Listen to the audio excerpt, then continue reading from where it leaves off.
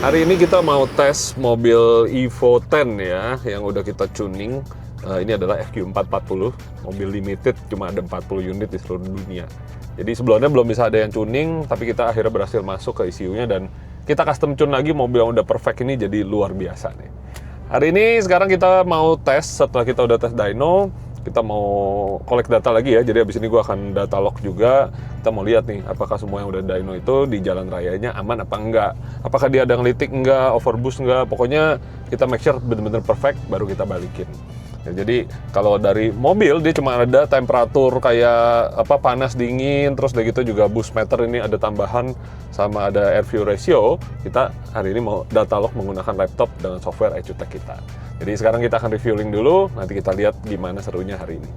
Nah, jadi kalau kalian terpikir yang namanya Mitsubishi Evolution tuh harus manual, sebenarnya nggak juga. Karena di mobil ini kita bisa lihat ya, tulisan FQ440MR 024 nih, artinya dia unit ke-24. Jadi dia bisa dibilang barang langka. Kenapa? Karena dia cuma ada 40 unit dan salah satunya ada di Indonesia. Terus di sini kita bisa lihat ini adalah transmisi otomatis ya. Jadi buat kalian berpikir ini cuma ada manual Evo, enggak. Di Evo 10 tuh ada yang namanya transmisi SST ya. Dia tuh semacam dual class transmission kalau zaman sekarang dibilangnya, dan mobil ini spesialnya itu justru ada di transmisi matic-nya. Manualnya malah kalah. Jadi gue akan kasih lihat berapa spesialnya nih transmisinya hari ini, dan dia tuh ada kerennya, ada programnya ya. Kalau kita klik di sini nih, kalau kita dorong ini tulisannya ini akan berubah nih dari normal jadi sport, atau kalau kita tahan lama ini ada mode rahasia yang namanya S-Sport. Ini yang akan kita pakai untuk pengetesan karena kita nggak mau koplingnya slip, biar tenaganya juga keluar semua nih. Nah, Mitsubishi Evo itu sendiri memang kan lahirnya kan dari mobil rally juga ya. Jadi bisa dibilang ini rivalnya Subaru STI. Nah, di mobil ini ada yang namanya AWC atau all wheel control, itu semacam kayak center diff gitulah. Kita bisa lihat nih, kalau kita pencet nih dia ada settingannya. Jadi untuk tarmac, gravel, snow, dia bisa punya settingan yang berbeda-beda. Jadi ini spesial banget karena Evo 10 dari tahun 2008 dia udah ada kontrol seperti ini. Ya dari Evo 8, 9 juga udah ada sebenarnya. Tapi mobil matic biasanya tuh terkesan kan membosankan atau buat nyaman, yang ini enggak, ini buat performance. Dia jadi ada settingan untuk AWC dan juga untuk settingan transmission ini ada masing-masing sendiri-sendiri. Sekarang kita mau tes ya, jadi sebelum kita masuk ke jalan tol kita bisa ngerasa-rasain dulu nih.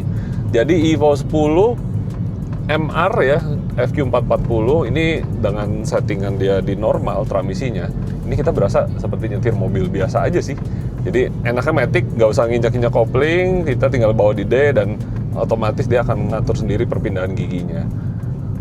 Secara sasis, ini bisa dibilang salah satu chassis yang terbaik ya dari Mitsubishi menurut gue pernah punya. Jadi mobil ini tahun 2010 gue pernah punya, bukan yang FQ tapi yang tipe biasa, tapi yang sama-sama otomatis. Jadi gue bisa berasa banget waktu itu mobil ini tuh sasisnya stiff. Jadi kalau kita compare dengan WRX ya zaman sekarang, oh ini jauh lebih stiff. Untuk pemakaian harian bisa-bisa aja pakai harian karena matic, tapi ya kita harus siap konsekuensinya di jalan-jalan yang nggak rata tuh. Rasanya tuh kayaknya mobil tuh kaku banget gitu loh. Padahal misalnya kita udah ganti shock yang lebih empuk pun tetap yang namanya karakter chassis itu nggak bisa dilawan ya. Jadi untuk handlingnya sih enak-enak aja karena dia semuanya juga udah menggunakan elektronik ya. Tapi kalau nggak salah ini steeringnya masih menggunakan power steering yang masih pakai fluid. Jadi enaknya tuh steeringnya bener-bener berat, nggak seperti mobil sekarang yang pakai power steering. Tapi dia punya kontrol seperti traction control, terus dia juga punya ABS, bla bla bla. Pokoknya membantu banget buat kita orang-orang yang ibaratnya bukan pro untuk nyetir mobil ini dengan lebih aman gitu. Mobil ini udah di-upgrade juga exhaust-nya. Jadi sebenarnya dari bawaan pabrik itu udah ada penggantian seperti apa ya, air filter, intercoolernya kalau nggak salah, dan juga knalpotnya itu udah dari Jan Speed, dan itu udah dicuning sebenarnya. Tapi karena customer udah modifikasi lagi mobil ini, jadi diperlukan custom tuning yang lebih lagi dengan software kita. Makanya kita bikinin mapping khusus. Exhaust-nya kalau salah ini udah pakai full Tomei, jadi titanium, suaranya juga lebih dahsyat tentunya. Intake-nya juga ada upgrade sedikit. Nah, sebentar gue akan nepi dulu untuk nyalain laptop karena gue mau lakukan data log biar kita bisa lihat parameter yang kita udah tune ini sesuai apa enggak. Oke, jadi gue akan biarkan si laptop ini nge-record apa yang terjadi di mobilnya. Kita akan tes dengan traction control off, dan juga untuk transmisi ini kita akan buat dia masuk ke sport ya. Jadi transmisinya benar-benar ngelakuin clamping ke gearboxnya itu, ke couplingnya lebih kuat biar nggak ada slip karena kita udah naikin powernya. Nah, karena mobil matic jadi gue nggak perlu mainin dari sini. Ini bisa ada pedal shift yang ini bagus banget ya dari Mitsubishi ini. Kita akan main ini di manual. Jadi walaupun matic, kita manually shifted itu rasanya sesuatu banget ya dibanding kita harus ngandelin transmisinya ngoper sendiri gitu. Oke, jadi kalau gue data lock itu biasanya gue akan lakukan semacam hard run sih, mungkin nggak diajar top speed, tapi cuma kayak 1 gigi aja, gigi 3 habis, 4 habis sudah cukup. Yang penting kita bisa dapetin data buat masuk ke komputernya, nanti kita bisa make sure mobilnya nih oke nggak gitu kan. Nah, sementara gue akan coba sekarang menikmati mobil Evo 10 nih. Jujur kangen banget ya, dulu punya Evo 10 dan dulu Evo 10 udah dimodif lumayan banyak. Itu tuh masih jadi memori yang berkesan lah buat gue, karena Evo tuh awal-awal mulanya gue suka mobil emang gue sukanya dari Mitsubishi Evolution, walaupun sekarang kita larinya banyak ke Subaru sih.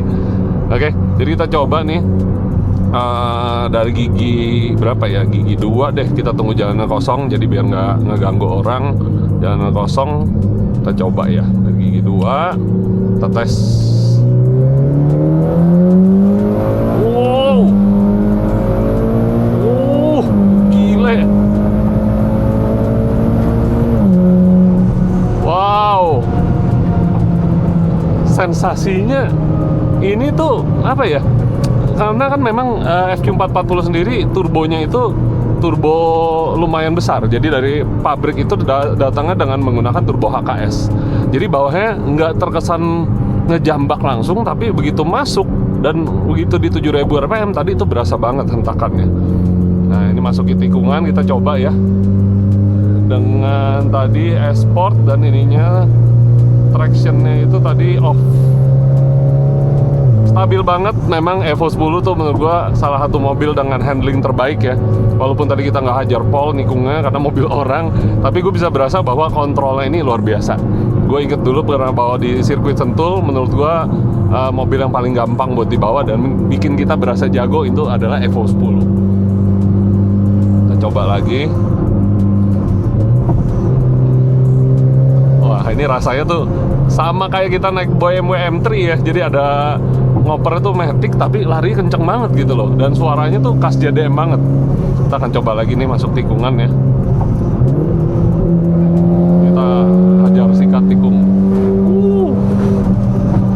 Sayangnya mobilnya agak gesrot nih, jadi untuk dibawa nikung cepet kayaknya sayang banget nanti gesrot. Tapi berasa sasisnya tuh mumpuni.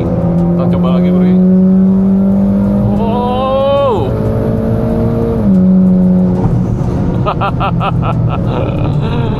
Enak banget. Mobil ini tuh memberikan kontrol dan juga percaya diri rasa percaya diri yang banyak gitu loh buat kita yang main mobil belum lama gitu. Itu ibaratnya nggak ngeri lah gitu loh, bisa dibilang feelingnya itu tuh memberikan sensasi yang pede, gripnya juga ada dan juga tarikannya luar biasa. Sekali lagi kita akan coba.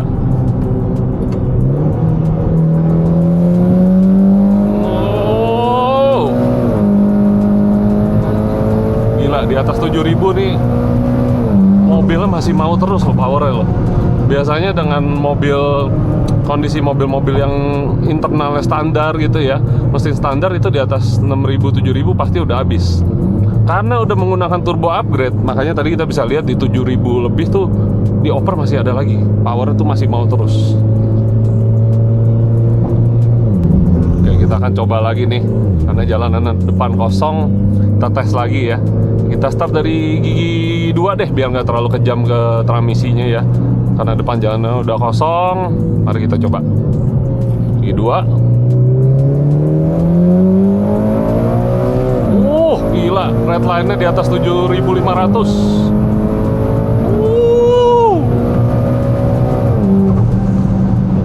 Asik banget. Ini kita bisa bilang suaranya tuh bener-bener raw gitu loh. Suara yang benar-benar memberikan sensasi balap ya ini gitu. Suaranya Evo kan ya zaman sekarang bener-bener banyak pakainya tuh kayak suara apa ya, mic palsu lah. Jadi suara mesin seakan-akan ada di dalam, tapi ini bener-bener suara dari engine turbo dan juga exhaust titanium. Ini memberikan sensasi yang mantep banget. Nah, di jalanan nggak rata seperti ini berasa banget nih mobilnya tuh kayak kena poldur, kena tambelan jalan tuh mobilnya agak mentul-mentul, sehingga membuat kurang nyaman buat dipakai. Nah, udah kayak begini sih enaknya kita taruhnya balik ke normal mode dan kita taruh aja di D deh, karena udah harus pegang setir terus mobilnya transmisi nyendul-nyendul, itu nggak enak. Begitu balik ke normal, dia rasanya langsung seperti mobil ya biasa, normal ya, karena mobil dengan transmisi dual clutch transmission itu memang bukan yang paling nyaman gitu. Khasnya itu adalah memang tenaga yang eksplosif, tenaga yang transfer langsung ke roda. Nah, inilah makanya alasannya kenapa transmisi dual clutch transmission itu harganya mahal, perawatannya ribet, dan banyak ditinggalin di teknologi-teknologi mobil yang zaman sekarang. Banyak kan kayak BMW aja sebelumnya dia pakai dual clutch, sekarang mereka ganti ke ZF8. Tapi spesial ya makanya di mobil Lancer gitu kan. Ini mobil Lancer bisa punya transmisi dual clutch transmission. Ini dia cuma ada di mobil Mitsubishi Evo 10 SST. Nah, biasanya kalau orang main Evo itu yang dicari adalah rasa raw-nya ya. Jadi di Evo 10 ini menurut gue dia peralihan antara dari raw-nya JDM ke nyamannya ala Eropa, karena mobil Evo sendiri kan sebenarnya nggak dipakai cuma di Jepang ya, di Eropa ini mobil Evo 10 ini Amerika, Australia, banyak juga di negara-negara Eropa lainnya tuh populer banget. Jadi kala itu tuh seperti Civic Type R lah zaman sekarang gitu. Mitsubishi kala itu benar-benar punya sebuah produk yang luar biasa, bisa dibilang setara hampir dengan Nissan GT-R gitu kan. Mobil matic, transmisinya SST, tapi memang banyak problem yang terjadi waktu itu. Jadi banyak yang transmisi selip, sering jebol, dan akhirnya waktu itu dibilang transmisi gagal. Padahal sebenarnya menurut gue itu bukan gagal, tapi lebih ke arah karena di tahun-tahun awal itu ya banyak yang masih belum mengerti mengenai transmisi ini. Jadi permasalahannya dengan transmisi ini adalah transmisi dari Getrag ya, yang dimana kalau dia selip itu bisa jebol. Makanya banyak yang udah di-upgrade.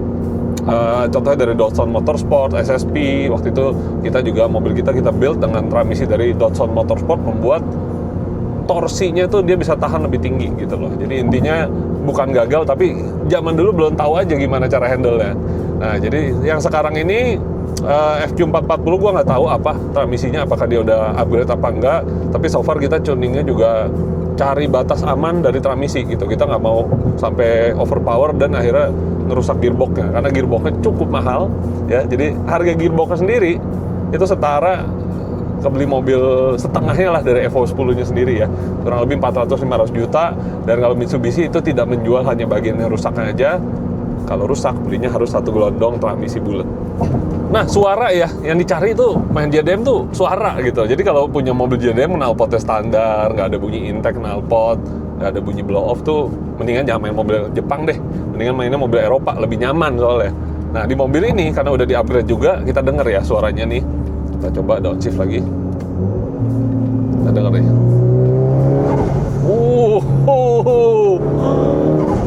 Bunyi tutu. Nah, itu tutu itu dibilangnya tutu ini nih. Jadi tutu itu terjadi kalau kita mau ngebus tapi belum masuk busnya dilepas kayak gitu tuh bunyi. Sekali lagi. Asik gak suara itu? Antara bunyi blow off, kalau blow off bunyinya cis. Kalau ini tutu nih sekali lagi nih. Itu dia bunyi tutu. Itulah yang dicari dari orang-orang yang gila mobil JDM. Jadi selain knalpotnya suara berisik, intake juga ada. Ya jadi gabung semua gitu loh. Karena kalau kita nyetir kita mau ada suara, ada terlihat visual, kita bisa pasang meteran. Jadi inilah sensasinya naik mobil JDM sport seperti ini kurang lebih. Oke, jadi karena mobil ini transmisinya tuh kita tahu mahal banget. Gue tidak akan launch dari diam karena gue tahu ada resiko nantinya ya ke gearbox. Kita akan coba rolling dari gigi 1 dan gue akan coba ngoper ini dari sini. Oke, kita coba gigi 1. Wow! Gila! Gigi 1-nya terbang.